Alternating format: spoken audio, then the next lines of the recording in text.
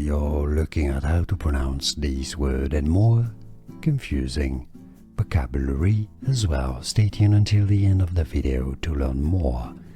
A word from French, hence the confusing spelling. Lien is said in French, lien in English. Let's break down the pronunciation. Both British and American English pronunciations are similar here, UK or US. Lien.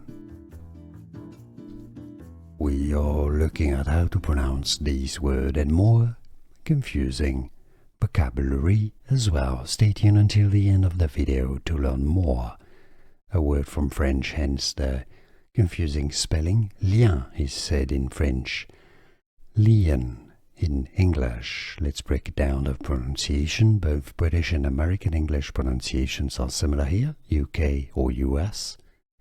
Lien. Here are more videos on how to pronounce more confusing words and names too many mispronounced. Like this video if you found it useful. I appreciate your support. I'll see you soon and thanks for watching.